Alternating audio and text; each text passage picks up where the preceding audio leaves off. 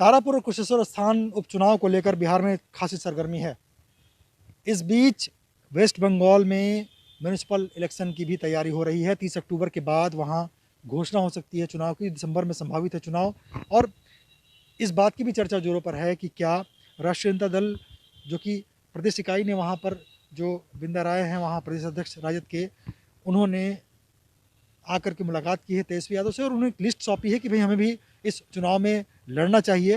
हालांकि अगर देखें तो पहले जो चुनाव हुआ विधानसभा का अप्रैल मई महीने में वेस्ट बंगाल में, वहाँ राजद ने पहले कहा था कि चुनाव लड़ेंगे, बाद में उन्होंने बिना शर्त समर्थन दे दिया ममता बनर्जी को।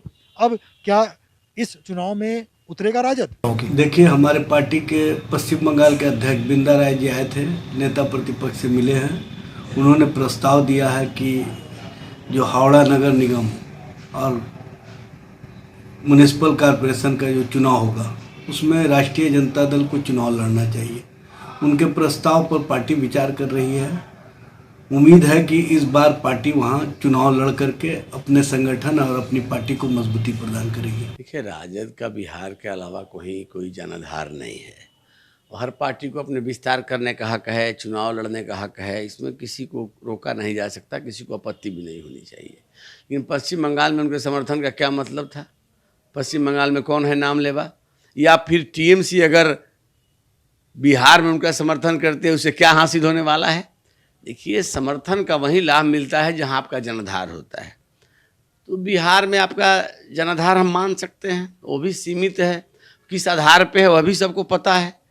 किसी विचारधारा के आधार पर, विकास के मुद्दे के आधार पर वो समर्थन नहीं है। हम नहीं जाना चाहते उसमें।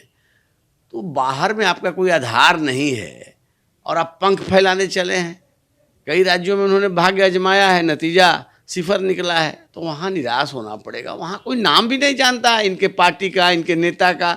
हमारे साथ रवि उपाध्याय हैं, वरिष्ठ पत्रकार। सर, राजद नेता तो ये दावा कर रहे हैं कि इस बार जो है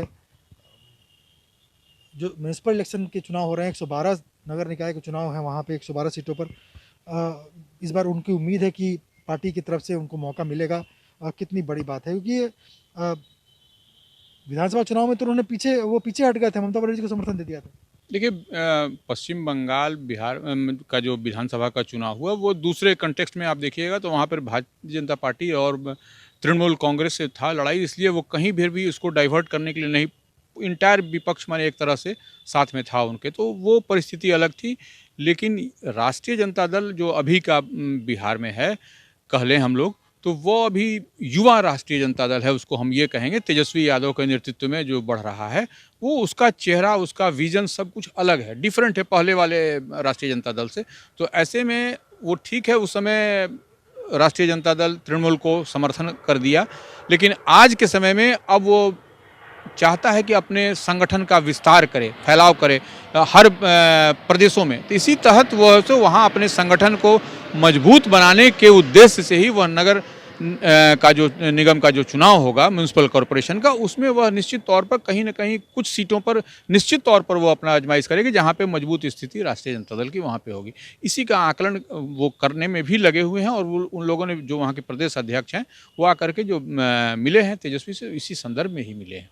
ये युवा नेतृत्व है और कहीं ना कहीं संगठन के विस्तार के लिए, और खासकर पश्चिम बंगाल इकाई जो है वो भी राजद की चाहती है कि चुनाव में खड़े हों। पिछले चुनाव में उन्हें मौका नहीं मिल पाया, अपनी क्षमता दिखाने का जो तैयारी थी उसको कहीं ना कहीं एग्जिबिट करने का, प्रदर्शित करने का। इस बार ये मौका मिल सकता है और राजद जो है पश्चिम बंगाल नगर निकाय चुनाव में इसी वजह से अपने संगठन को कम से कम एक मजबूत पहचान देने के लिए वहाँ उस चुनाव में भागीदारी कर सकता है।